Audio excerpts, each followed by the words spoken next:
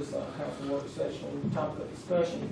It's going to be a presentation and discussion of the Davenport Company regarding the comprehensive financial review. So we want you guys to take it over and tell us what we need to know, and hopefully we find those billions of dollars that we can do what we like. That's the goal, obviously. Great. Thank you, Mr. Mayor, members of council.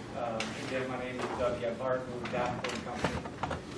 Earlier this year, we were hired to serve as the city's financial advisor through an RFP process, and we're here for the selection of that. So thank you for the opportunity to serve the city.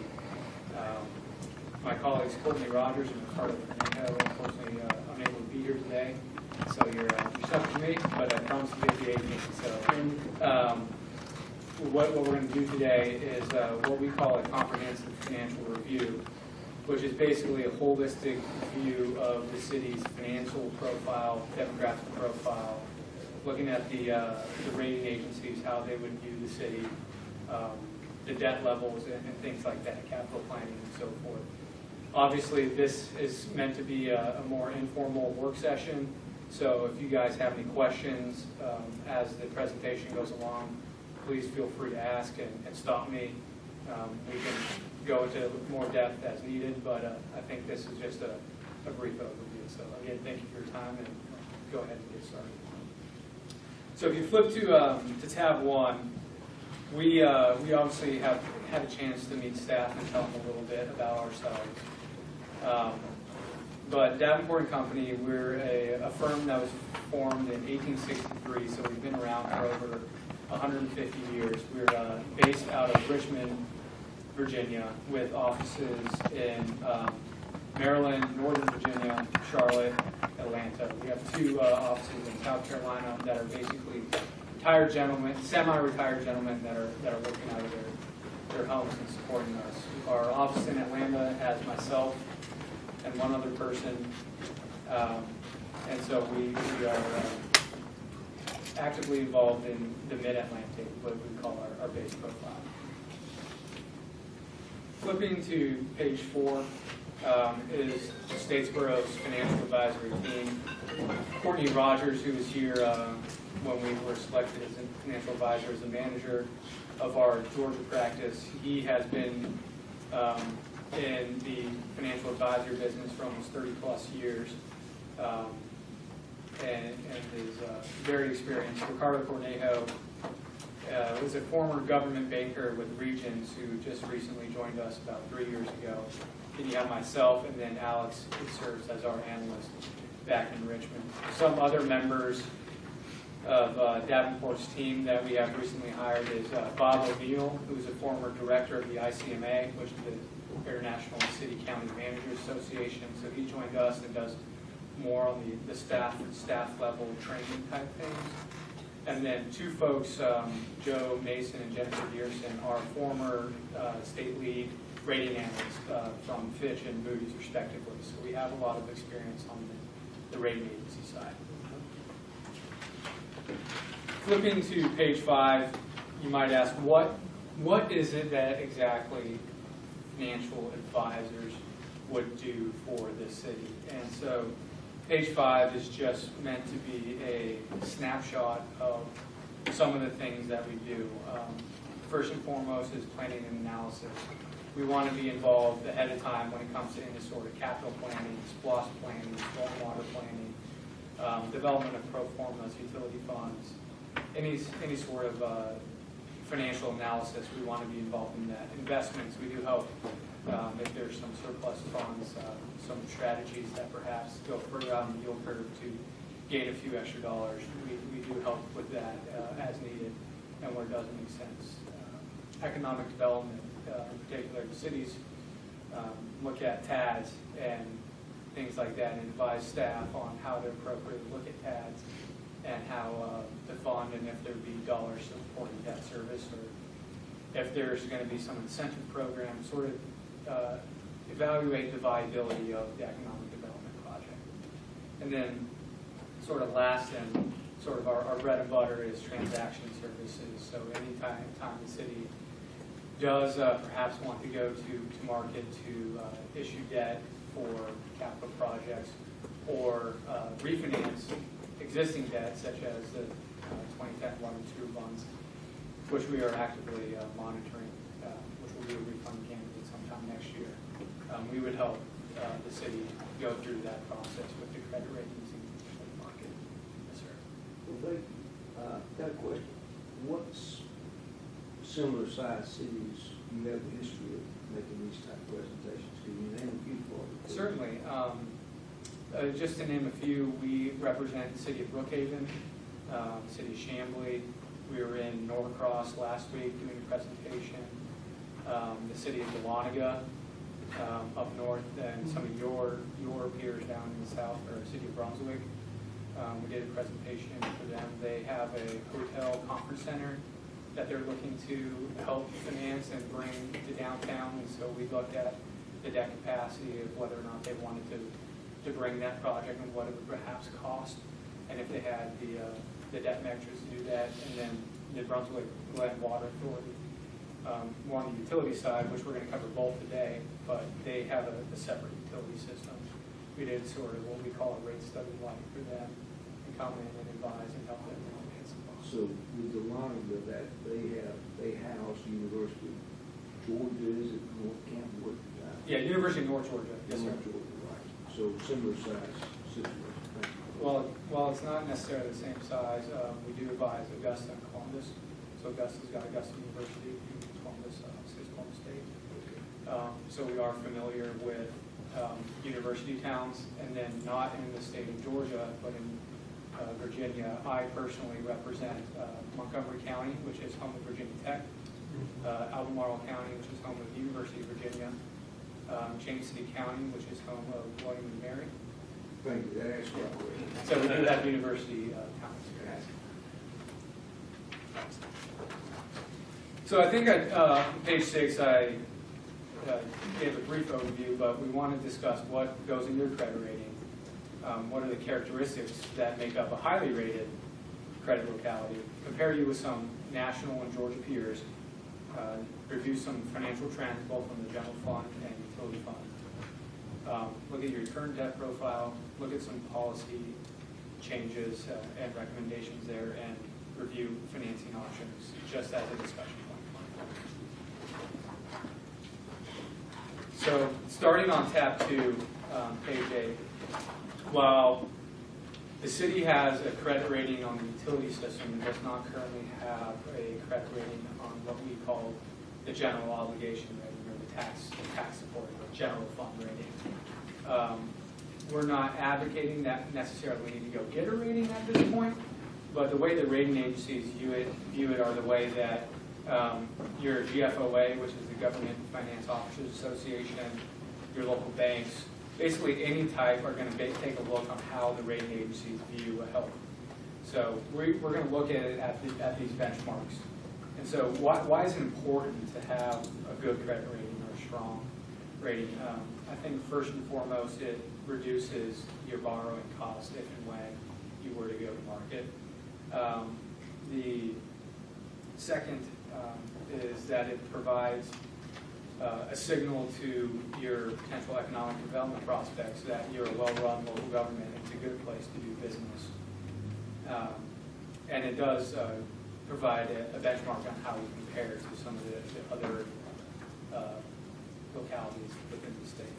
So what goes into your credit rating? There's 4 basic things. One's the local economy, which obviously you guys have very little control of that. But then the financial performance, debt, and management is something that the city does have the ability to influence both positive and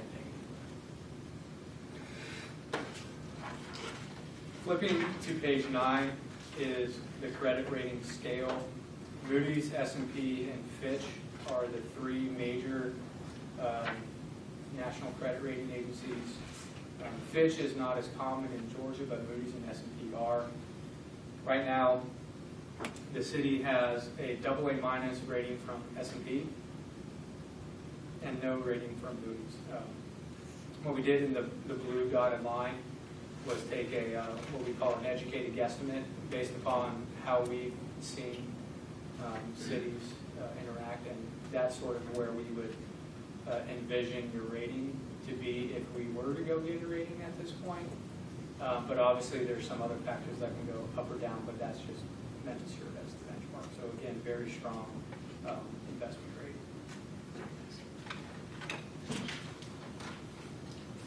So the last time the city was rated was from S&P, and that was in October of 2016, and that was for your water and sewer bonds.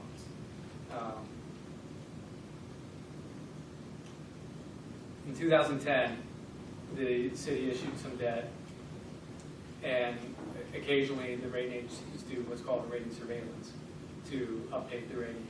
And unfortunately, the rating was downgraded from a AA minus, from a AA to a AA minus.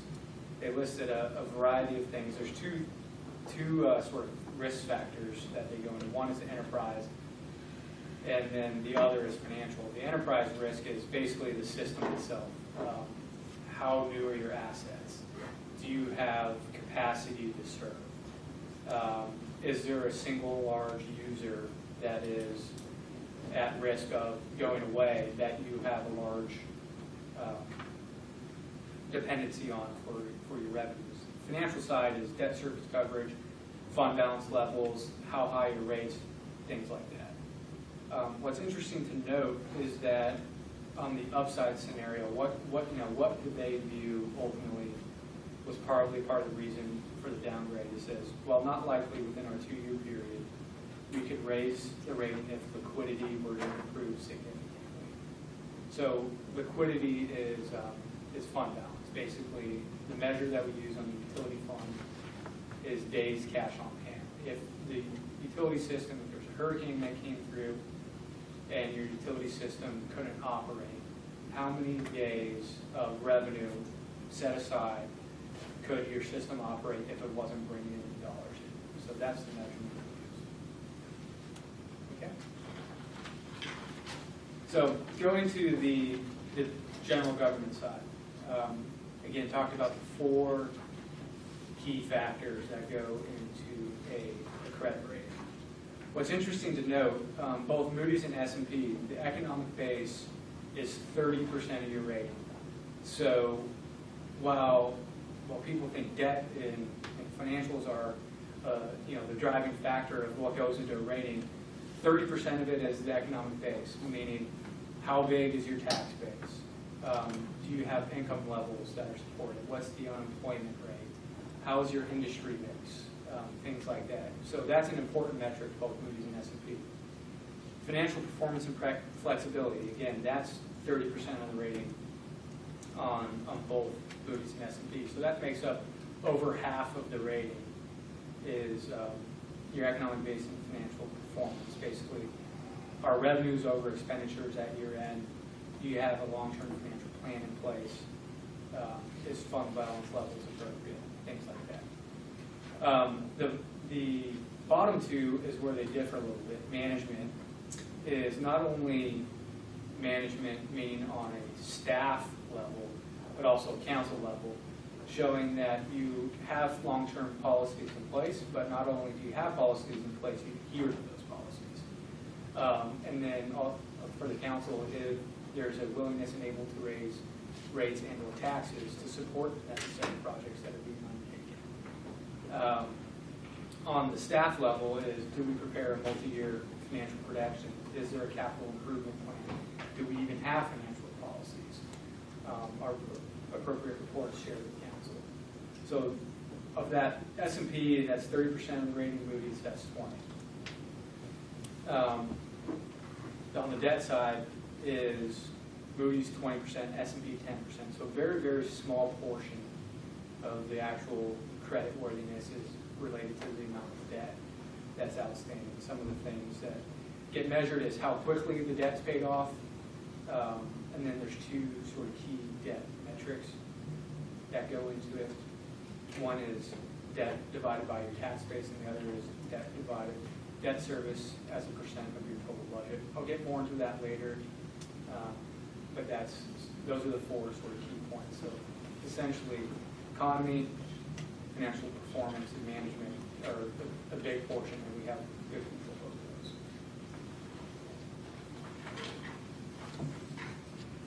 Page 12 and 13 are just further details on the Moody's and S&P general obligation methodology and how it breaks out on a specific ratio basis. I think what's the difference between the two? As part of the credit crisis, they both became, due to Dodd-Frank, had to become more transparent and less of a black box. So an effort of publishing these methodologies was to become more transparent in how they evaluated local governments. And while Moody's still does have a little bit of a feel factor, they do have a scorecard, but they do have the ability to adjust based upon the feel of what's going on in the community. Whereas S&P, they put all your data into some sort of calculation, and the analyst only has the ability to adjust the rating up or down one notch. So if it says you're AA, you can either become a AA plus or AA minus. Whereas in Moody's, you can score as a AA3 and end up being a AAA. So there's still a little bit of a feel factor on the Moody's side, unless so on S&P. We also included the revenue bond methodology for both Moody's and S&P. Same sort of qualitative factors on page 14 and 15. Talked a little bit about the system characteristics, financial strength management, and legal provisions. Again, similar to the general obligation side, you can see that the debt plays a sort of a minimum role in the overall rating levels. So with that, I'll pause and see if there's any questions on the rating agency side before I continue going forward. Okay. Yeah. Yes. So what we did to start is take a look at what we call the demographic profile of the city. On the left-hand side of the page is we included the peer group, what we consider your local peers that aren't necessarily rated. We included Brunswick, Dublin, Better, Pooler, Swainsboro, Valdosta, and Waycross. And then the right-hand side of the page, we use the AA3 and A1 rated cities in Georgia. And so we use those as our basis because we think that's where you guys would compare or turn out from the rating perspective. So from a population basis, you do have a pretty decent sized city compared to not only your local peers, but the rated peers. Flipping to page 18, this compares the median family income of the city of Statesboro when compared to the rated peer group on the right. I believe Statesboro is actually the lowest on this chart. Part of the reason that it is due to the high student population here, and the rating agencies do have what's called a stabilizing institution adjustment, so we do get positive credit for that, but it does sort of lower the income levels. And so if and when we were to communicate that to the rating agencies, we want to sort of factor out and make sure that's an important metric. Page 19 is... Excuse me just a second. Sure thing. Let's go back to the median family income. You telling me that Statesboro comes in there because of what? Because of students? So we believe one of the factors that goes into the metrics is based upon the population of the city. And a good portion of the population of the city is Georgetown students. And so if you take the total income levels, because they're not reporting, the students aren't reporting any income, when you're dividing the family, the income levels divided by the population, it's going to lower the metrics, and that's common amongst university towns. A little confused on that. If you took a head count, you don't take any consideration of any income in students, is that what I'm hearing? These metrics are directly from the Census Bureau. Okay. I mean, I'm just And so that's how the Census Bureau calculates it. I was kind of surprised, some of them drive BMWs and above. I'm just kind of So surprised how the they- income levels from their parents is probably reported in their parents' locality, Okay. as opposed to here in Statesboro. Do we know what effect this number has as far as how much is it skewed compared to? The only thing that we could perhaps do is go in and look at true income and then try to net out students. We could do that. But it does create a little bit of an apples and oranges comparison. Does it have a negative impact on any of these financial numbers that you tell us? It is a factor that goes into the rating if we were to do that. But I think one thing that gets offset is that the rating agencies realize that students cost this, and it's common amongst university towns and cities to have lower, and so they have a positive adjustment, what's called a stabilizing institution. So they would view the university here as a stabilizing institution. You'd sort of get positive credit for that in lieu of the lower income levels. We might say that Kendra did a study last year, and when she went through all the information and everything and went and looked at the income and everything, we actually have a poverty rate of around 38%. So these numbers aren't going to change dramatically. That we have a high poverty rate, and our median income is going to be low even among those. And I think we all were surprised that it was that high when Kendra did that analysis. And this is probably kind of right in there. No, I'm not really. You know the city, you're not surprised. I'm surprised it's not higher than that. Because that's like whole swaths of the city live in poverty. When we rode through on Friday, I mean, that whole section of the city. So, yeah, I'm just trying to figure out exactly how much it's skewed. But since we have that, the factor of the stabilizing institution being a part of that, but, you know, poverty is the biggest issue our city got. There's nothing bigger than that. Perhaps one thing we could come back to you with is a comparison of the universities, some of the university towns, and see how they compare the student levels, their effect, income levels, perhaps some of their surrounding localities. I might be taking a look at that. Okay. Go ahead, Joe. Page 19 is the per capita income. Again, a very similar chart with similar results, just a slightly different measure. Again, data straight from the Census Bureau.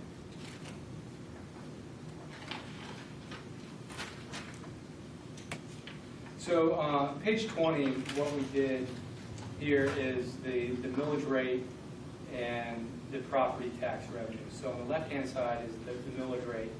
And you can see based upon the peers that we've chosen, there's really only one that's substantially lower, and that's Cooler. And they're getting a lot of the tax base from the Savannah area.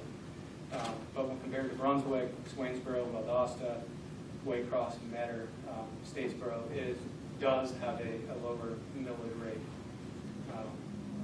on that and below the median. So take that as you may. Again, we've seen millage rates fluctuate, and this is where you guys stand. So you guys are not outliers on the high side, I should say. The right-hand side of the page is just the property tax revenues that are generated.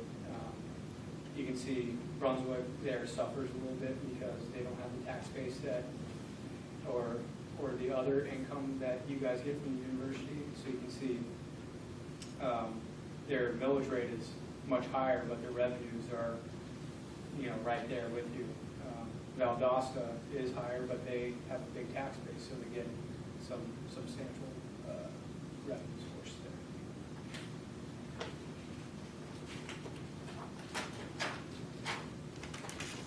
So the next page was to demonstrate the local tax revenues. What we mean by local tax revenues are revenues that are not received from the state from the federal government or from utility enterprise funds.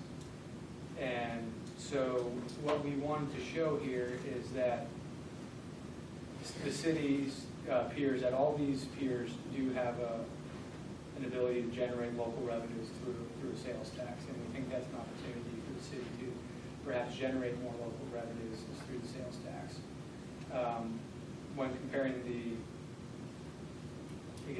local revenues, Statesboro is sort of right at the median, but below Brunswick and Valdosta. Whereas on the previous page, the total revenues for Brunswick were just slightly higher, but on the local side, you can see that it's, they do pick up a little bit more on that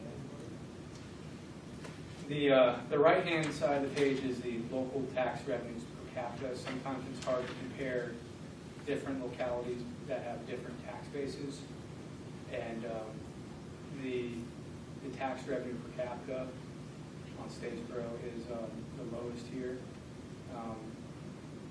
meaning that the dollars that are generated per person in the city are not as high as the peer group. Again, this could be influenced by the student population.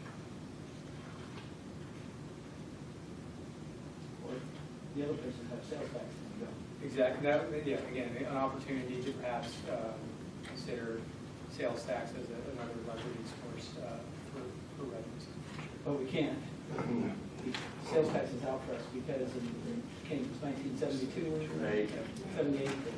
Yeah, so we're sales tax is we're not going to have And it. they're really taking extra cuts.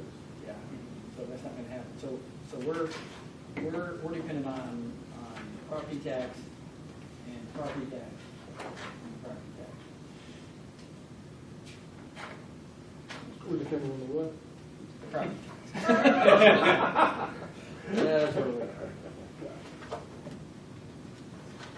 So again, that was just to give you a sense of where your peers are, give you a sense of how the millage rate is compared to others, how some of the income levels influence all of the factors that go into when looking at the fiscal health of the city.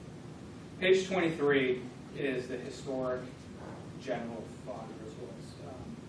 What's interesting to note over the 5-year period from 2013 to 2017, which is the most recent fiscal year, is that the total revenues increased year over year, despite the millage rate remaining constant. So that, to me, is telling the story that there has been a little bit of tax base growth here that has added some dollars. While it's not substantial, there are some additional dollars coming in. On the expenditure side, it has been pretty much flat at just around $11.3 million over the last 5 years. What's interesting to note is if you look in the tan line, which is the revenues when compared to expenditures before any transfers, over the last 5 years, the general fund revenues have not supported the general fund expenditures.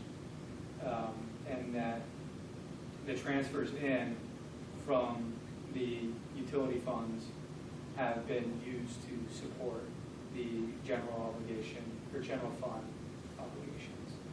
So this is not an uncommon thing, but if we were to want to work towards increasing our rating, we probably want to think about ways where we could reduce the reliance on the transfer from the general fund or from the utility funds to the general fund. While that might not be reality, that is something that a highly rated local government does do. The transfers out are for the fire service fund. Again, it's not uncommon. We've seen the city of Lawrenceville over half their general fund budget comes from their gas fund. So it's not uncommon, but we would like to see either, we'll talk about it later, a more formulaic approach to the transfers in, so that it's not just a budget fill saying this is the amount I need to make it work, or it's like a certain percent of your revenues are going to to do it, or just reduce the reliance altogether. Is this including common expenditures like HR and things? Is that TAN number, is that before including that, taking that into account, or after? I believe it's after, right? Cindy? I'm not sure. What's your, Well, water and sewer doesn't have its own HR department. We have HR. They don't have their own finance department. We do that. So those are all legitimate transfers for. yes, So is this number before that or after that? this number Includes that. includes all of finance, all of HR, all of city manager. So then the transfers, with the exception of the water sewer department, that does have an indirect cost allocation for several of the different departments and an additional transfer as well. So, several of the general fund departments take, finances 5 or 10% of our time spent on water sewer. Right. So when we do the indirect costs, we break it out that way. But we have not got to that point with the other enterprise funds. But the TAM box is just the expenditures against the revenues that are above it. That's all that is. It's just that straight difference.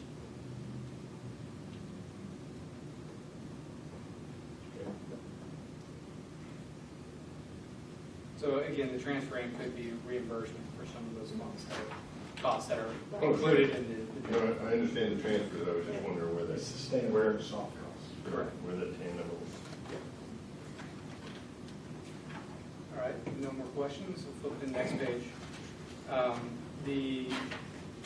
One of the most important things that we want to look at is the budgetary results and how it compares to the actuals. We want to be in a mode where we're not consistently using fund balance to balance the budget or under budgeting revenues and over budgeting expenditures. So when looking at the last 3 fiscal years, if you look at the variance column in the green, the first green line on the total revenues, those are positive every 3 years. So what that means is that the city's done a good job in budgeting its revenues, and that actual revenues have come in over budgeted levels. So that is considered a good budgetary performance. The same thing can be said on the expenditure side. The variance on that green line, we want it to be positive. So in all 3 of the last fiscal years, expenditures on what I would call the general fund came in under budget. So those combined are both great results, and we want to consider the city to consider doing that going forward, is to maintain these conservative budgeting practices, budget for vacant positions, things like that, because it does show good management on the finance level and management. So again, good solid net change in fund balance. You may ask, what's to get the top credit from which very, very few people get from the rating agencies, is a 5%. We've had some city managers that said, if I came back with constantly 5% over the budget, I'd get fired tomorrow. So realistically, we want to see somewhere in the 2 to 3% range. We should chastise Frank for being off by $2. Clearly that accurate estimate. Clearly fabricated that. Very accurate estimating.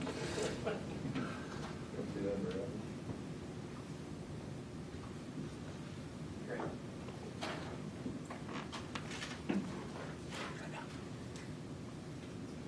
Flipping to page 25, one of the important metrics for financial growth and tax-based revenue is full value. The reason we use full value, I think you guys might be using assessed value when thinking about your digest. You guys do your millage rate based upon the digest, which is 40%, which is the assessment. So the full value is what we consider market value. And so in order to compare an apples to apples to folks nationwide, we use the full value. And so you can see that There wasn't really any dip in the credit crisis, 2009-10, but with some reevaluations, there was a little bit of loss. But since 2013, the city has seen some nice positive growth. There was a little spike in 2016. I think it was just due to timing of when some buildings came online and just flattened out after that.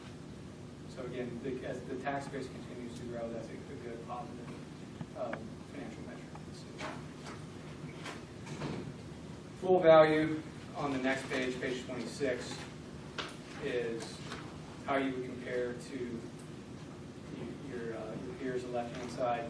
Again, good tax base compared to some of the local peers. And then on the right-hand side is more in the A1 range than the AA3. A good portion of the AA3s are higher in the city. The reason that is an important metric is because it's basically what your tax base that you can tax. And obviously with the university, a good portion of it is non-taxable, which there's some other benefits to having the university here, but it does decrease the amount of property that's able to be taxed. And so the bigger base that you have, the more sort of flexibility you have in financial management, the more ability. Again, flipping to page 27 is just put it more on a apples to apples basis on a full value per capita, basically how much tax base is per person. And the city's right around $50,000 per person, which again, similar to the last page, more in the A1 range with a lot of the AA3s on a higher basis.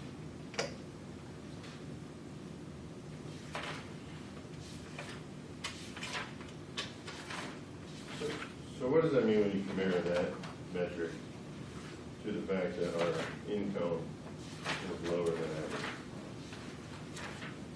We're at the bottom of our group. So what does that mean when, I mean, how do those two numbers relate? We've got this low median income, but here it shows that we've got a fairly decent tax valuation per capita. Correct, and I think that's what, if I'm a rating analyst looking at those numbers, it means that there is some industry here that is able to support sort of the population based, the residential folks, or there's some more higher densities, such as the apartments coming online, that are nice, substantial, base growth that are able to have support your higher population levels, but not necessarily the income that's with the residential. So that's what I would say. So in other words, the wealth is concentrated in a smaller part of the population than not? I don't know if I can draw that. I would have to get back to you on that. I think what it's saying is that there's some probably higher value places that are supporting the residential population. Well, if you look at that, tell me on this, on page 25, if you look at the residential from 2008 compared to 2017, 2008 it was 192 million, now we're down to 179 million. If you move over to the commercial, it was 349, now it's 436. And you look at the industrial, it went from 5 million something to 16 million. So that's what you're saying, Yeah. is that it's in different spots, which helps bump up that number.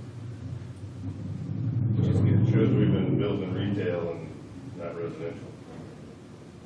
Gotcha. And residential we have is losing value. Right. Say that again? That the residential properties we have now are actually losing value instead of the commercial stuff that's been growing and giving us the tax base that we need to operate. Because if we went down to both, let's say residential and commercial, we'd be in trouble. Yeah. And just like any portfolio, it needs good balance to sustain itself. Yeah. Exactly. And it is good to have a solid, just a good industry base. You do get credit if you're not heavily residential. we've seen some communities that are heavily residential, and those are more dependent on the market. So when 2008 came, those communities were crushed. Right. They lost, 30 to 40% of their revenues, whereas that wasn't the case here in the city because we had a nice industry base Mhm. to support those revenue sources. Do you have a question for Frank? 'Cause he just- No, it was the conversation that we was having was kind of based on what we was talking about earlier today. Looking at the value of residential property decreasing. Yes. So that kind of piggybacks on The what we was- residential's primarily been going down, of course, our commercial's what's been driving us. Yeah. But this year, when you look at the taxes, the residential went up for the first time Yeah. as far as their assessed values. Yeah. This year, if I'm- Because of the economy. Yeah. When you Is say that the residential, economy, or do you think that's something to do with Henley doing some stuff in the middle of Yeah, that? it- This is like 20-some million, so I think it's an across overall. the board. Just trying to think of some of the developments that have been Oh, they haven't heard. going on in the city. They haven't heard. I would say going down in residential, you speaking of not increasing this rapidly, or you say Well, actually? we don't have a lot of new construction for one, Mhm. and then the existing properties are not being well maintained, Mhm. and so they're decreasing in property. How indicative of that is rental versus owning? So we're about 70%, which is at a critical level of renter occupied. Mhm. So, I'll be honest with you, Jeff, I think the bigger problem is less with renting than just folks getting older and not being able to maintain the property, and then it gets transferred or sold to a family member and sits in some limbo for years sometimes. There's a lot of that out there. I don't disagree with that as being a variable, but Especially when he when tells you that 70% is renter occupied. But I mean, is a That's not Well, you- huge, no, that's not Oh, huge. that's huge. yeah, that's big. You gotta think about it like this. 70% is owner occupied? or Renter. Oh, I'm sorry. Yeah. Well, and that is very Yeah, I get it. impactful. Well, Yeah. well, you gotta look at it like this, we're a college town, right? With a lot of college students, and they do what? They win. And then when you have individuals that's dealing with poverty, 9 times out of 10, their credit rating is not gonna allow them to be able to purchase. So they end up renting as well. So when you begin to add those factors together, that's when we begin to see the problem. That's what we're seeing it at. It's actually higher than 70, isn't it? We figure it was- What did y'all say to that? About around 70, Oh, there's nothing in the back. like 73. Yeah, there's nothing in the back. Right. It's tough to find a place to buy. Yeah, for starter homes, there's not a whole lot of starter homes in Statesboro. We've had a little tick with Whispering Pine, we've had about 24 houses come online in the last 12 months, which is the most we've probably seen in 5 years. I call it affordable. Is there a graphic, per square mile of the city area compared to the size, physical geographical size? Oops, sorry. Okay. Flipping to page 28, I think one of the most important metrics to measure a city's fiscal health is fund balance levels. Why is the fund balance important? One, it provides month-to-month cash flow.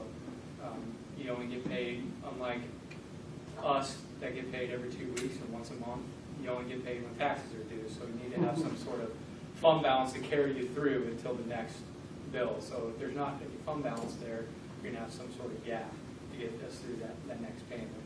It provides funds for emergencies such as a hurricane. One of our clients, Augusta, in the ice storm in 2013 is still trying to get money back from FEMA. So if you think FEMA is going to reimburse you right away, I don't think that's the case. It's never easy to do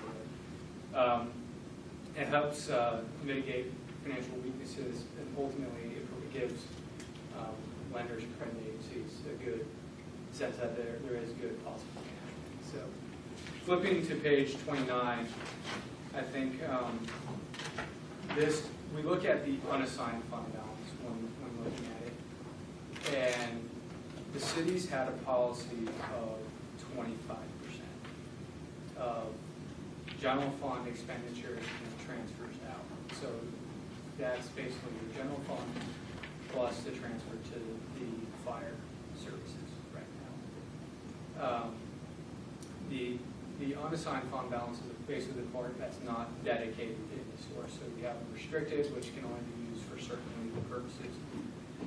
Committed would be something that you, as council, would have set aside dollars for. Assigned is similar to that, and then unassigned is basically free, what we would call free fund balance. Following the credit crisis in 2008, 2009, the unassigned fund balance actually went negative, which is a red flag. And so this is not total fund balance. There are some other fund balances that were available, but on the unassigned did go negative. But since then, as we talked about the budget versus actuals, the city's done a nice job of rebuilding its fund balance to appropriate levels and are now in compliance with its financial policy. It is a solid financial policy. We don't have any recommended increases to that, so we think 25% is a good number. You can see on the lower left-hand side of the page where Moody's would rank it. So right now you're at 31%. If nothing were to change, that would put us in the strongest category. But if we were to look historically, basically from 2014 back to 2009, we're in the weaker or very poor level. So continued positive momentum. I think if you continue on this track and have a sustained trend, it would be a good thing to show that you can help. We always talk about this, but that took 10 years, from 2008 to 2017, where we were out there. And that took a lot of sacrifice to do it. That just doesn't happen. So I always thank staff for all the sacrifices they had to do to get from where it was to negative numbers to up to here. It's taken a lot of work by everybody. Later on in the presentation, we have some recommendations to enhance the policy. One of the recommendations we have is what's called a replenishment policy. So if it were to fall below a certain level, we would recommend that the council would have to formally adopt a plan within a certain period of time to replenish it back to the levels that you guys have set forth. So not only acts as a measure for this council, but councils going forward, that you have a document to rely on. Alternatively, we would also want to put in something that would be called a surplus policy. So right now we're at 31%. Probably that's a comfortable level that allows year-to-year cash flows. We don't want to be spending that down because it takes a long time to build up, as Randy just said. But let's say it did get to a place where it's 60% or so. We would want to have a policy in place on what the allowable uses of fund balance were to spend it. And we want to say for one-time purposes, for capital needs, or things like that. So those are some of the enhancements to the current policies that us as your financial advisors would like to see implemented. 32% sounds like a big number, but then you realize it's only $4 million. $4 million is going pretty fast, especially in the downturn. Yeah, and you know, if some of the construction projects, the $4 million can be the whole project and it's gone and missed it, you know. Or if you need to go repair a utility system, main break, you know, that could be $2 million tomorrow. That doesn't go a long way. So again, dollar size does play a factor into that as well. Flipping to page 30,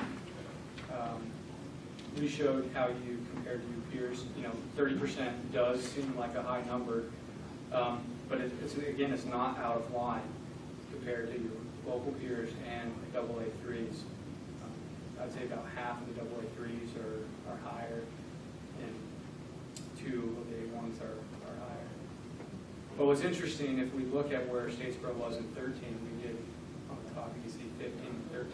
We were compared to 13. Basically, the city would be at the lowest. So we've done a great job with staff, their work to get us, I mean the city, back to solid levels.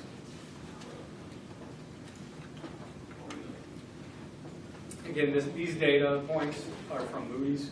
On the right-hand side and the left-hand side is from their direct captures. For example, with range, it looks a little low to me. In the AA3 range, there might be some committed set aside that they use to increase the fund balance level. So again, we rely on Moody's data for this, but just to give you a sense of the portion of the figures are.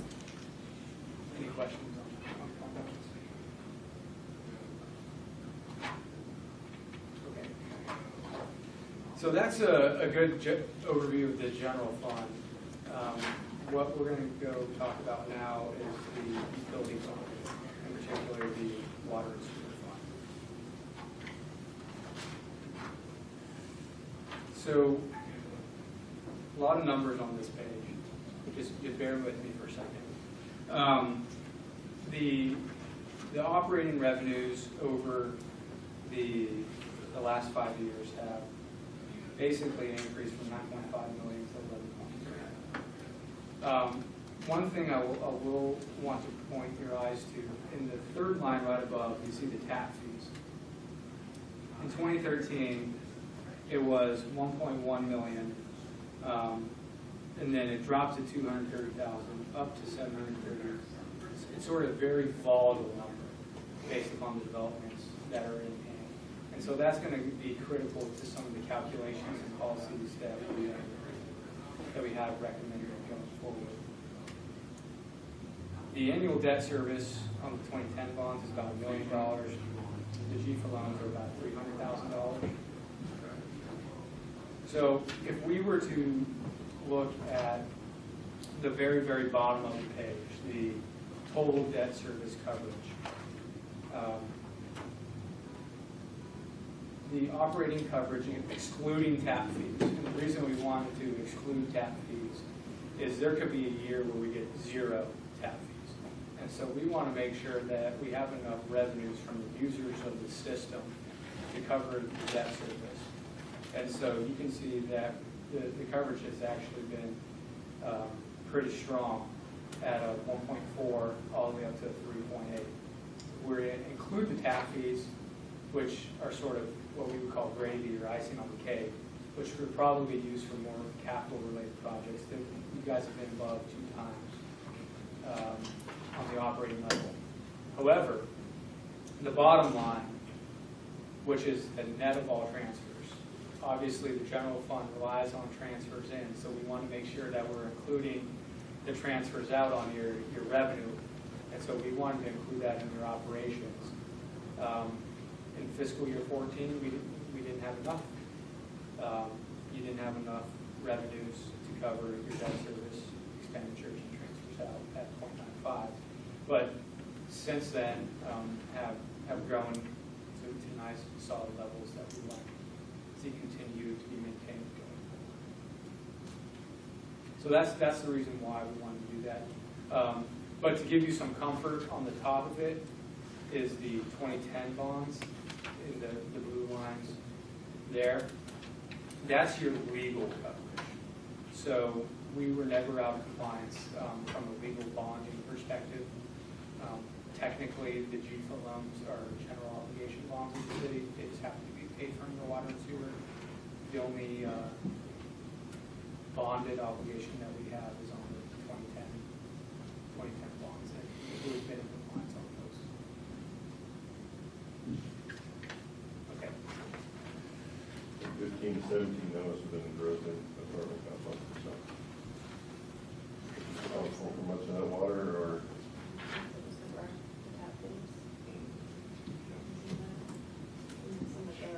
The water rates increased. Yeah, if you look at the tap fees in 15 and 16 there. if you look at an increase in the sales from 16 to 17, the water sales and the sewer charges, water sales were up $700,000, and the sewer charges were up $500,000. So I think that's when there was a small rate increase. So you can see that the rate increase did put us in a place that was more financially sound. So commend you for making the tough decisions to do that. Page 33, you might, you're spitting out all this coverage levels. What's a good level to have debt service coverage? Debt service coverage is how much dollars are available after you pay your expenditures to pay the debt service. Your legal coverage, I believe, is at a 125. So that means you have to produce $125 of revenue for every $100 of debt service. Over the last 5 years, the average has been right around 1.75, which put Moody's in the AA category and S&P in the highest possible category. So the coverage levels are fairly strong.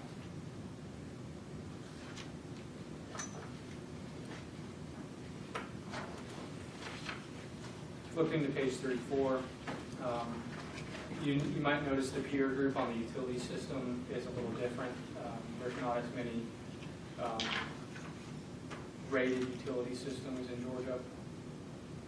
And when comparing the AA3 and A1s, Statesboro is sort of right in the middle.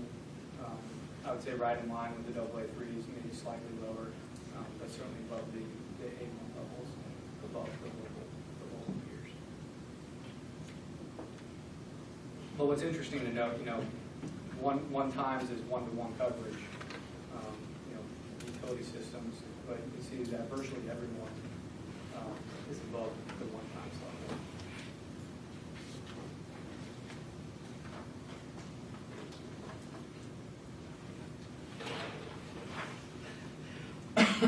Flipping to page 35,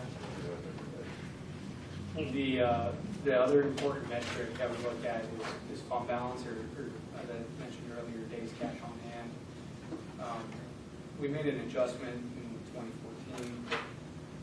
There was a slight timing issue of cash levels, but in accordance with the increased coverage we saw over the last few years, we also saw an increase in the cash levels to just over 284 days, which is a solid number, and we'd like to see that. One of the recommendations we have going forward is that perhaps we think about consider increasing the utility days cash on hand level. Right now it's at 60%, I'm going off memory. But on a highly rated peer, utility is going to be closer to 180, which is about 50%. So we'll be considering that as we go forward. So again, the rate increases and the increase in the coverage on the previous page have helped bring the cash up to what I would call more appropriate levels for the rating that you guys are striving to be. Flipping to page 36. So is it better then to do our projects with bonds so we keep our cash, or is it better for us to pay for our projects with cash, and then I assume that part of the rating goes in? Or does anyone? No, it does. I think it's always easier to maintain a coverage level. I think spending cash, it's much harder to build reserves.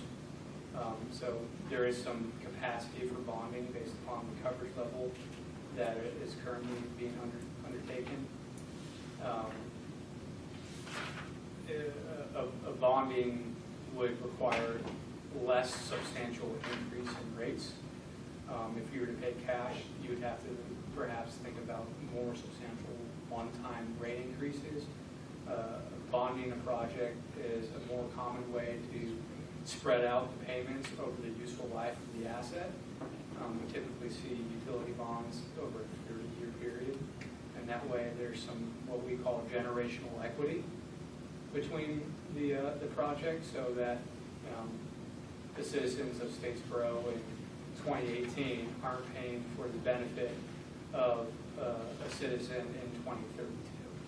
And so, from our personal experience, the bonding method for any sort of substantial capital project is probably the more appropriate method in order to maintain the cash levels. If your cash was over, if you had 2 years cash, we might be having a different conversation.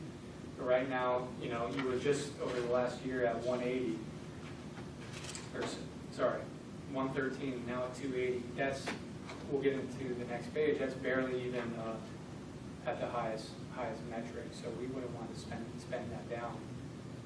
So I think bonding would probably be the route to go. Well, like you said, it just takes one pipe and, I mean, knock on wood, that West Main water main bust right there in the middle of downtown. I mean, that's you're going to want to have some cash on hand to pay for that. But I think that's a different thought process than what. Well, you're talking about long-term growth, yeah. Yeah, where Statesboro, I think, has been more, let's pay cash as we go along. And really, you need to look at how we bond and how we bond out over time, and then we pay it down, and then we have more capacity, so then we take those peaks out.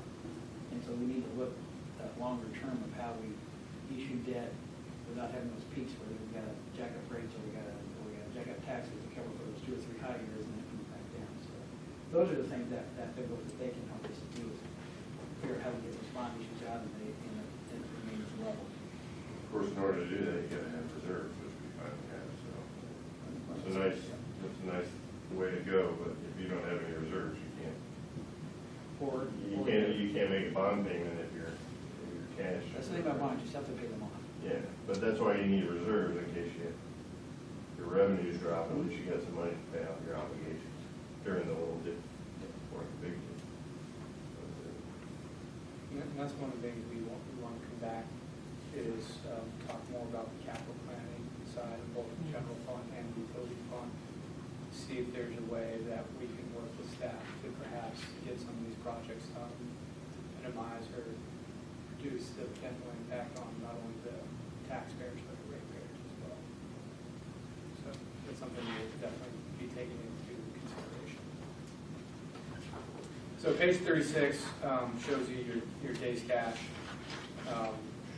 The average is in the A range. You're currently at the AA minus, so that's, and you notice that was one thing that was in the rating report, if you recall back to the very beginning of the presentation, is what could make the rating go up, is an increase in liquidity. And this is sort of evidence that that's the case. And so, same thing on the S&P side. They look at it both from a dollar perspective and a days perspective, because the dollar amount does matter. As we mentioned earlier, one project can maybe go fairly quickly. So that's a 3 on the S&P side, when the highest possibility. Don't know if we would ever get to a 1, but we can certainly strive to be as best as we can. What year are these numbers? This is an average over the last 5 years. Okay. We didn't want to show an artificially high number because of the last 2 years, so we took an average over the last 5 years and showed where it was. Cooler has 1,104. So I think Cooler must have a small system, and so the days cash are probably substantial. We've seen some folks such as Statesboro, who has, their coverage levels are very thin, meaning that they're right around 1 times coverage, but they do have reserve levels that are over 2 years.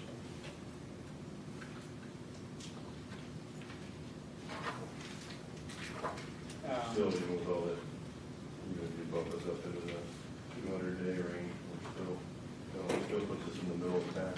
Yeah, Far so below the national average.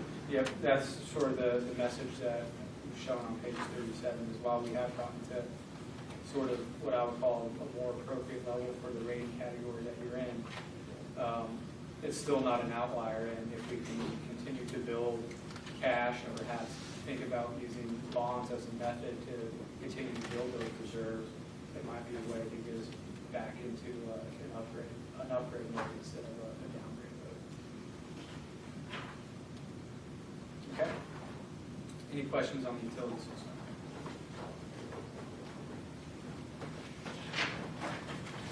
The next section is going to be about debt management and capital planning. First, we're going to start with the general fund. Right now, there's one small capital lease outstanding for the current city hall. That's going to be paid off in 2022. The payments are about $100,000 a year, so no major debt outstanding. A lot of that is due to the SPLOST program, which supported a lot of the capital projects.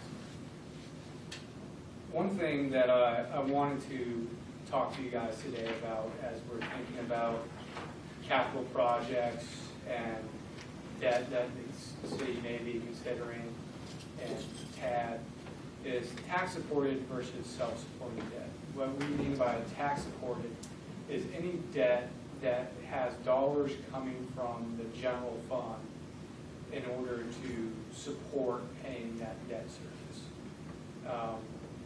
Although it might be partially funded by some other revenue source, if there's dollars coming from the general fund, that would be considered tax-supported.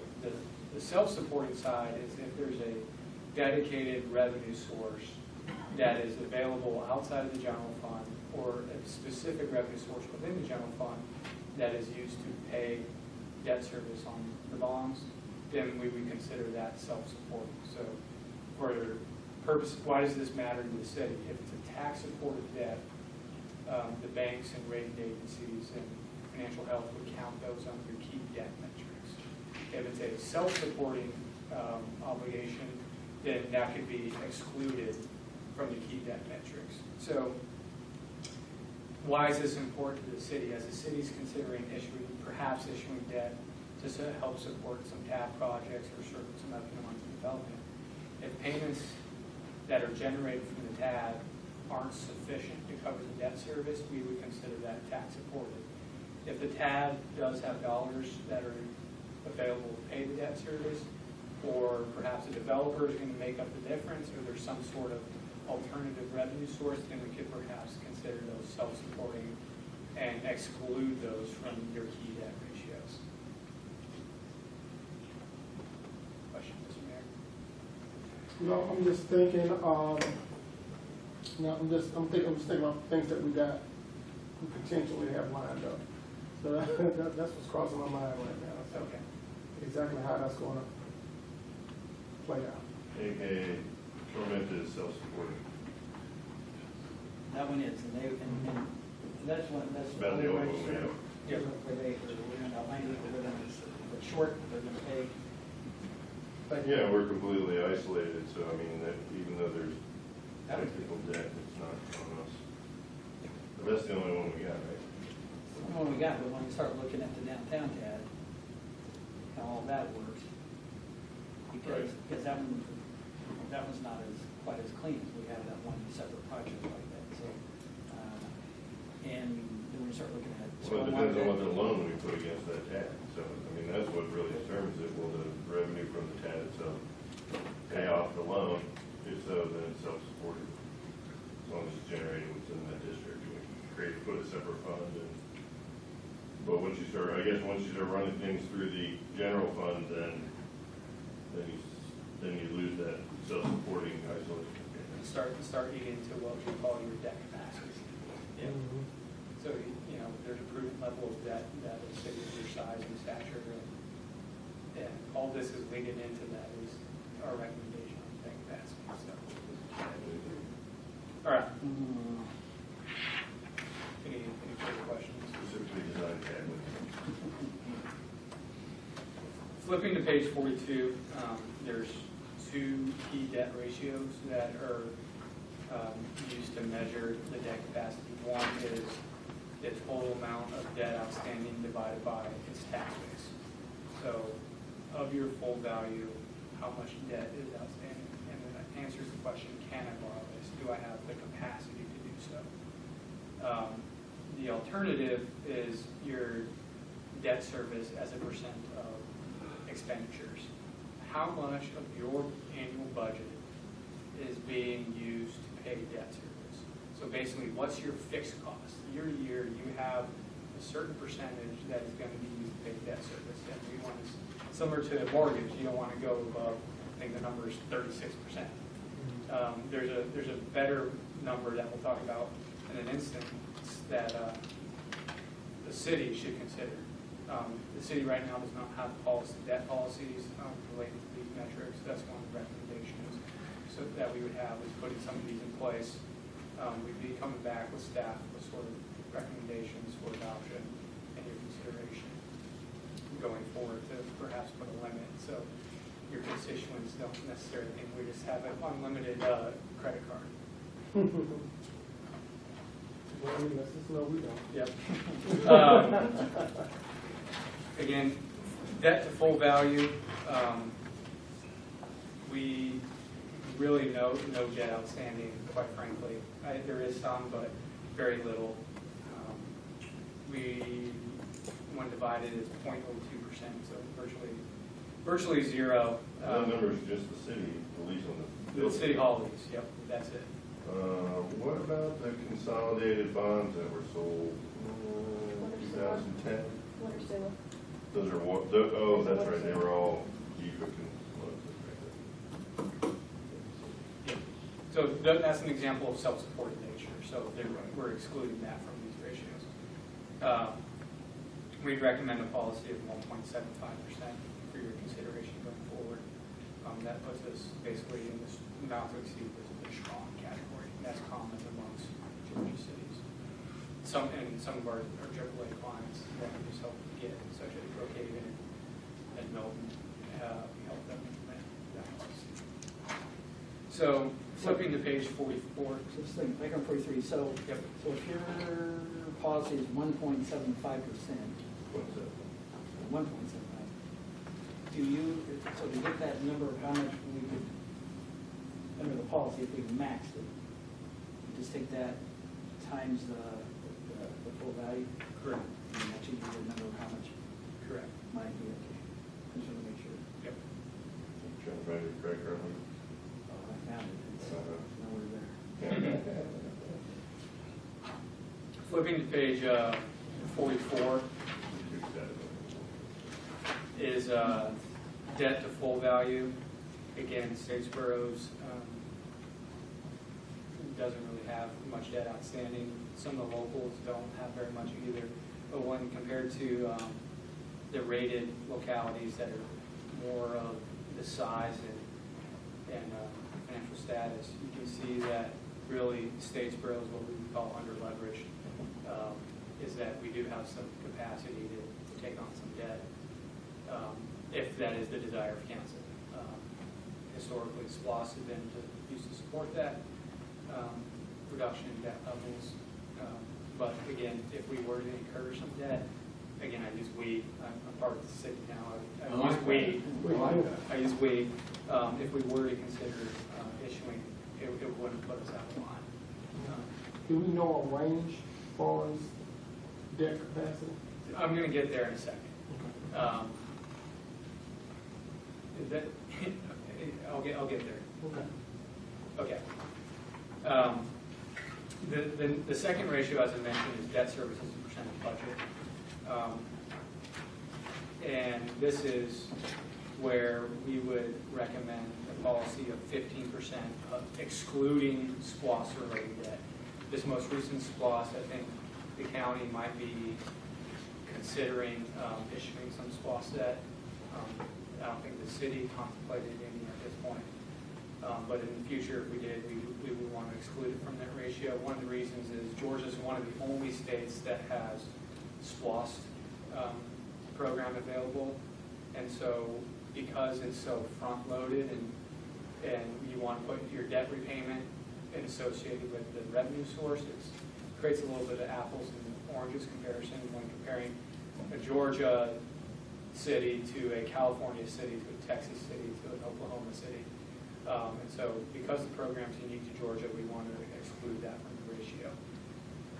So the debt service as a percent of the budget is 15% we recommend. Right now, we're sub 1%. Flipping to page 46 tells a similar story of how your debt service compares to some of the other cities. Some as high as 12% in Villa Rica. We work with them. I think that was more on the utility side. That utility is not self-supporting, so that's why it gets included in these ratios. But again, we do have some ability outside of basically Winder, Toccoa, and College Park. Statesboro is the lowest on the list at this point.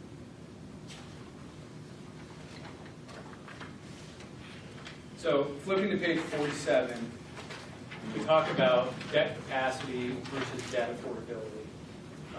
The capacity side is basically the debt to full value is how much, think about it as your credit card limit. Just because your credit card says you can charge up to a certain amount doesn't necessarily mean that you can afford to pay it back.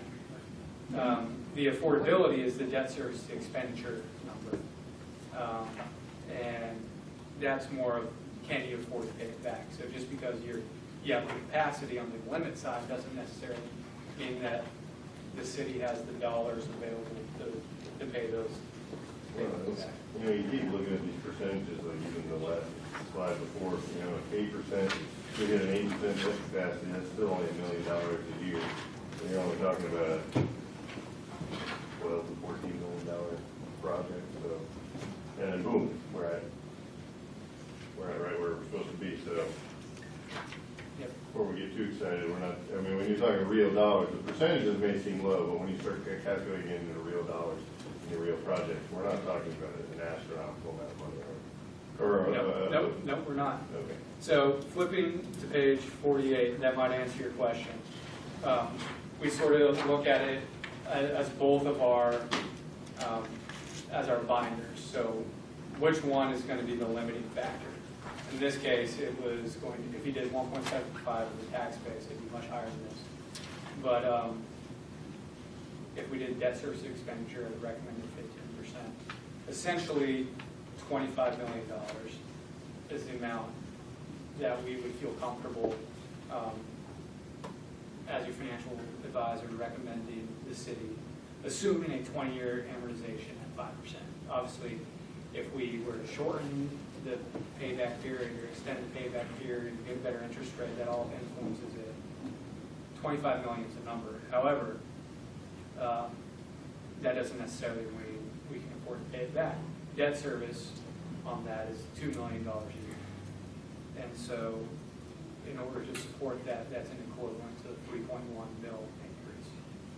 And when we're only at 7.308, 3.1 is a huge percent increase. I mean, it's not, that's huge.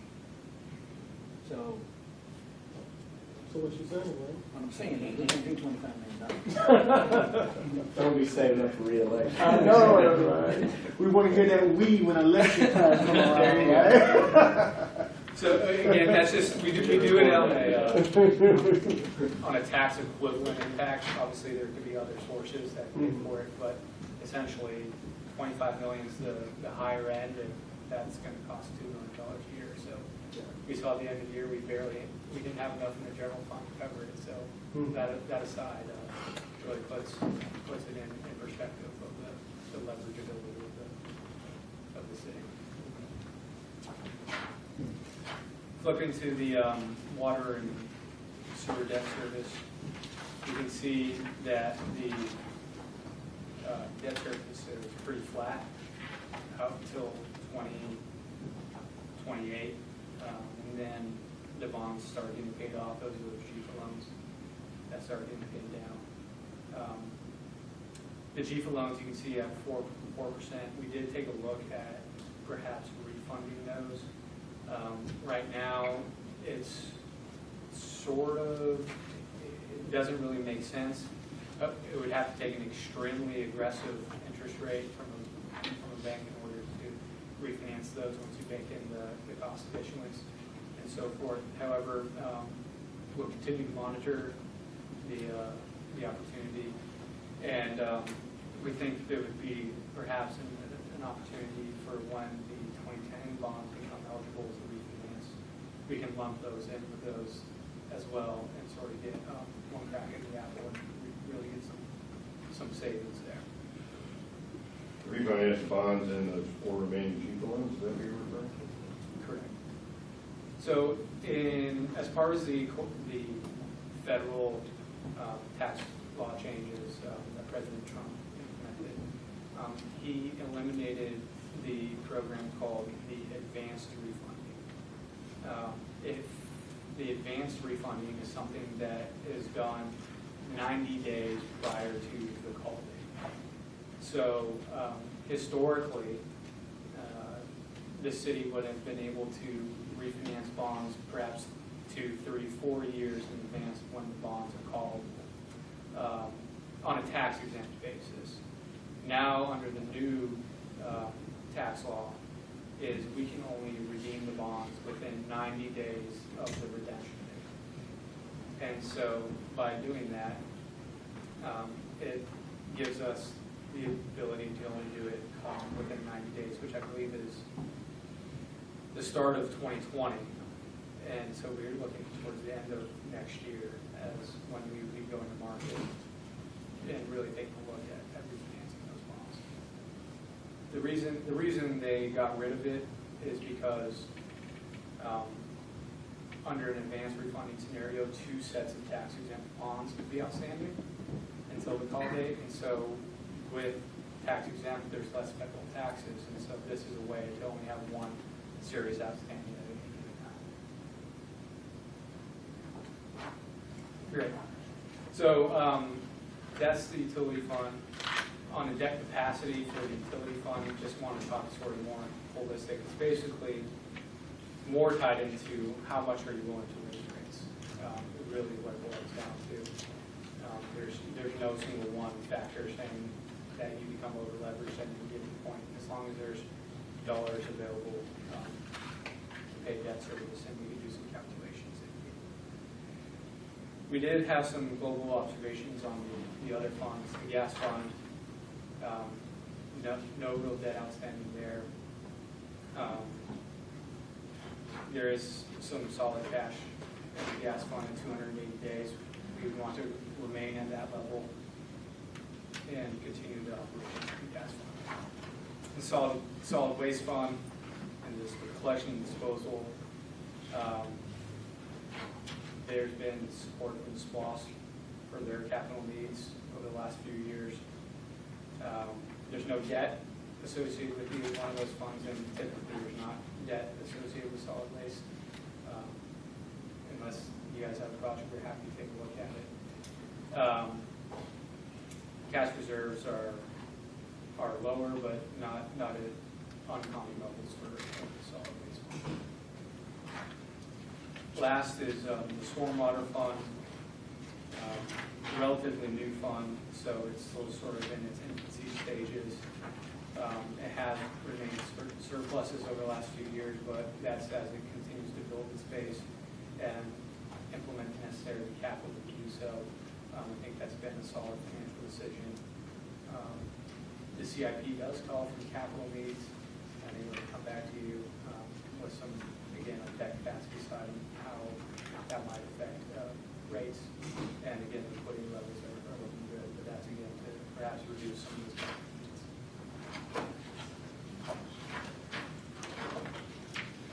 So tab 7 is financial policies, general fund. We talked about this a little bit earlier, 25%. We think that's a solid number. We want to implement the replenishment policy and the spend down policy as well, and we include the sample policy as well. So we'll work with staff on that. Page 56 is a very similar for the water and sewer fund on the fund balance. Right now it's, I think, 16.77 or 17%, which is quite frankly low. We would want to at least consider going up to at least 50. That puts us in the AA category. I think that's where you can get the most bang for your buck at this point, and perhaps think about doing that at 180 days cash. If you had to guess, what's the difference in cost of money Yes. for the different rating So levels? the differential between an A and a AA is substantial. The difference between a AA and a AAA are substantial. But within the AA category, so let's say it's a AA, AA plus versus AA, AA minus, those are just a few basis points here and there. What we look at is, I think in today's market, the spread between a AA and an A is right around 25 basis points, 0.25% from an interest rate perspective. Historically, since 2008, it's been as high as 50 basis points. So when I think we did a calculation the other day, it can be substantial dollars. So I think on like a $10 million bond deal over 20 years is something like $600,000 of avoided interest costs for just having a policy with slightly higher reserves. Again, don't quote me on that, I'm going off memory, but it is a substantial difference, and we don't want to go down to that A category right on the bottom of that AA. And the A category becomes expensive. Well, that was my thought, And then on the refinancing side as well. right. You know, what about going up? I mean, what do you, is the same kind of spread going to AAA? AAA, and I don't know if AAA is realistic. I would Well, love, no, I would love to have it I'm in not AAA. suggesting it is, but. A AAA, between an A, a AA and a AAA, again, it's probably a little tighter than the 25. It's probably in the more 5 to 15 basis point differential range. So as much as it may not be necessary to go to a AA plus, it is definitely. It's worth being in the AA category. Worth not, or taking some additional steps to make sure we don't slip much past that minus. Correct. I think Because it's they were at AA minus, which is at the bottom of the category. correct. So, yeah. So then our issue becomes, these projects we're talking about, when are we gonna do the projects? Are we gonna try to get our rating up first before we do projects? Yeah. So when you Well, search, what when you put all this stuff together, we might not be able to get that lower interest rate by going up if we want to do a project. And so we gotta decide if there's the time to do the project and we need to do it, and so you pay that difference. But that's what we're looking at. So how do you balance that best interest rate and still get the projects done that need to be done? So, we're not nailing away up there, so we gotta think about it. And I think that's what's so helpful about this, is that it'll make us think a little bit more when we're undertaking those kind of projects, to see exactly where we fit and what that interest rate could be and what that means at this particular time. I think it's just a good exercise for us to take a close look at this. I think it's helpful. It gives you pause. It gives you pause to think about. Yeah, and that's something, Randy, we've been talking about, how Avport, as financial advisor, does those types of analysis on behalf of staff and council, so we can take a look and see what happens if we use pay-go for these dollars, how does that influence our cash levels, how does it influence our debt ratio, and we sort of perform what we call debt capacity or capital planning analysis, and come back to you with some sort of scenarios based upon your more fine-tuned CIP to figure out where you guys would fall out with the implementation and multitude of cases. Okay. Wrapping up here, debt management policies. We talked about debt to full value. We wouldn't want, right now, you just have the 10% of the assessed value, which is the state code, state maximum. That if we get to that level, we got bigger fish to fry, so we recommend going down to the 1.75 on the debt to full value. The debt service to expenditure, I think we talked about this a little bit earlier.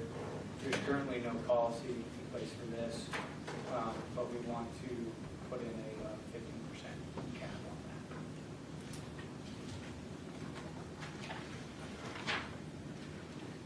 So right now, debt service coverage is at the 110 level from a legal, but for if you wanted to issue more bonds, it's in the 120. Right now, you're above 2 times coverage. We think that if we can maintain above the 1.75, that'd be strong. That, again, that's substantially higher than what's required legally. But if we continue on the operations, that would be a good level to maintain going forward.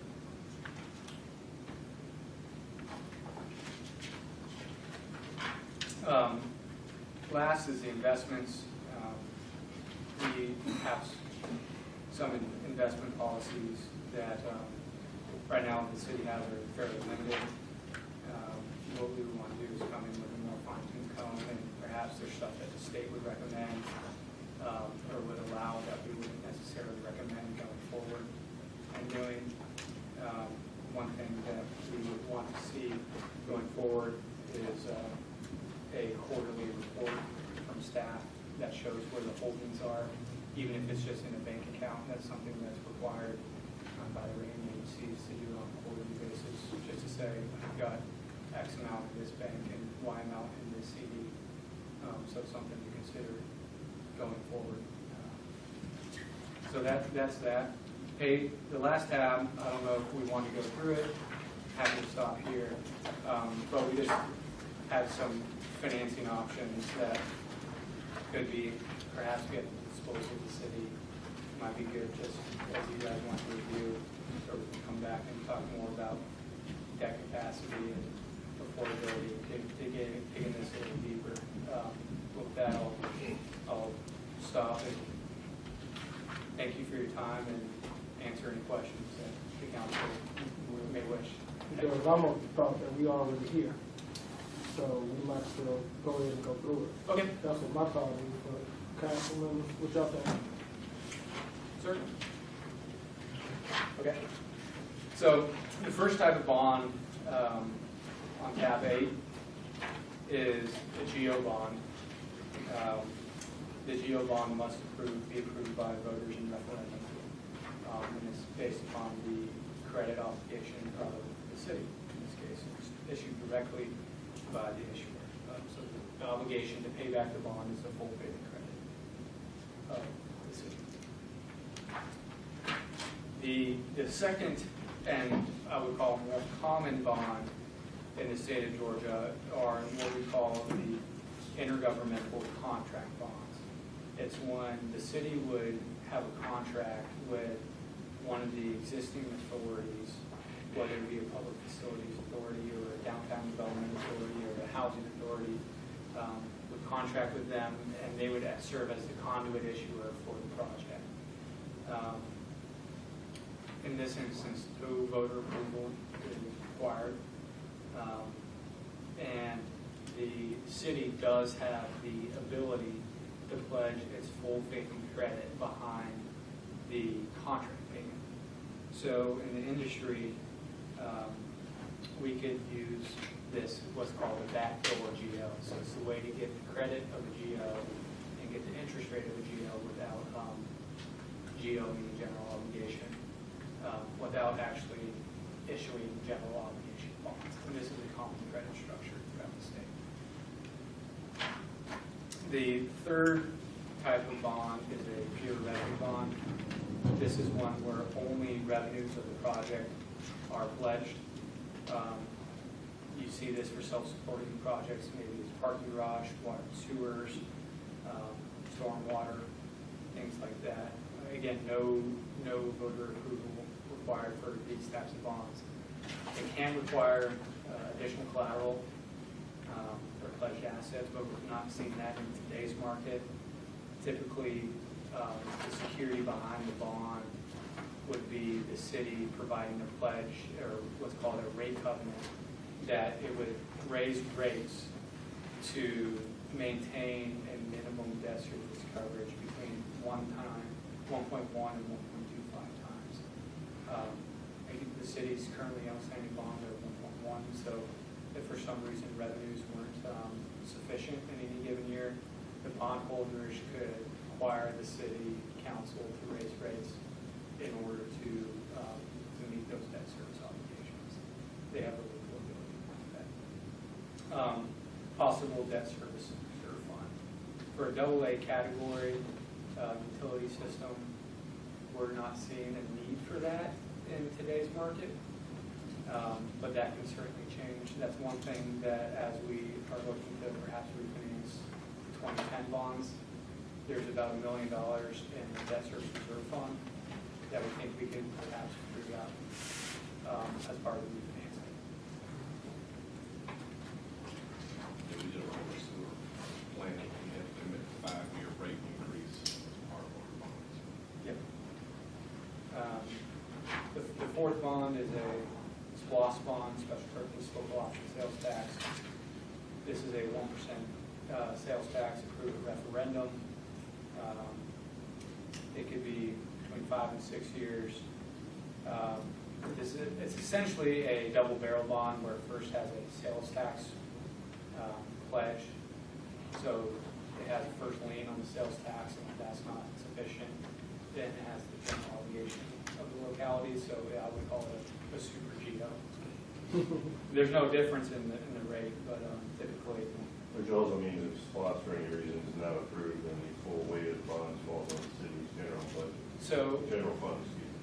in order to issue SPLOST bonds, it would have to be approved at referendum. So we wouldn't go issue SPLOST debt before having it approved. Well, right. Yeah. But If what I'm you getting wanted to at have is- the project done, then it would fall in general. What I'm getting is, would that only be a 5-year loan then? Correct. Oh, all right. Correct. And that's part of the reason we would exclude those from the debt service ratios. But it's common. Again, the county's doing it with this current SPLOST. They're issuing some debt to get, I believe, the jail project done.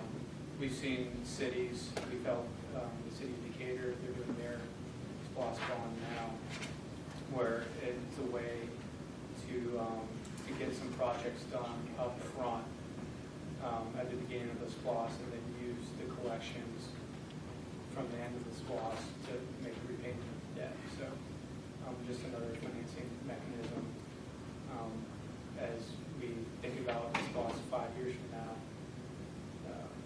Another option I think at the you're disposal of the city. I think you're betting the SPLOST is going to come in and we're estimating that, and if we would have done that, and it comes in at 80%, and we're short, that's where we're. Well, most other than that, you're gonna, short-term bond, like that, you're just gonna spend a lot of money on the actual issuance of the bonds, collections. I mean, there's overhead involved and all that. One thing if you do that with a 30-year bond, it's another thing you do that for 5 years.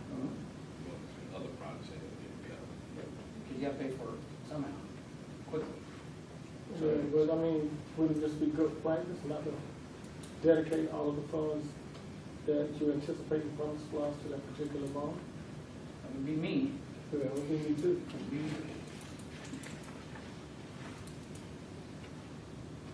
Yeah, in Decatur's instance, their SPLOST collections are estimated to be about $25 million, going bond is $7 million.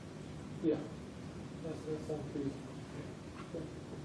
And we obviously wanted to do some calculations before recommending that. All right, so those are the types of bonds. The next section is going to talk about the method of issuance. So if we were to go to market, how would we do that? There's essentially 2 ways to do it. One would be public market issuance, where we would prepare an offering document and you would do it either through a negotiated or competitive sale. Negotiated sale would be we'd hire an underwriter in advance and negotiate rates. A competitive sale would be put it out to bid at a certain date and time, and whoever provides the lowest rate wins the bid.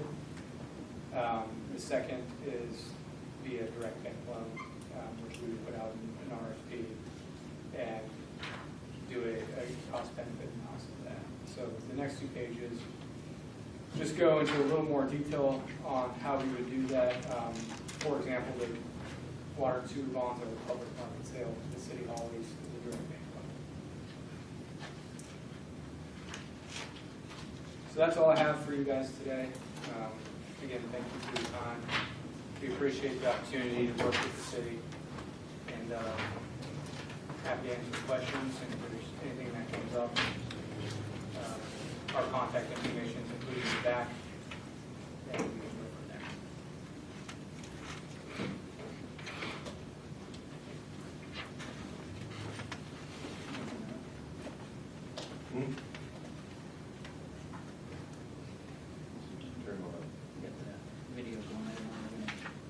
whenever y'all are done as well. Anytime you want me to. Okay. Do we have any questions for Doug? Not right now. Okay. That's a lot of information. Yeah, Doug, you got, this is a great job. A lot of- Yeah, it's a lot of information. Thank you very much.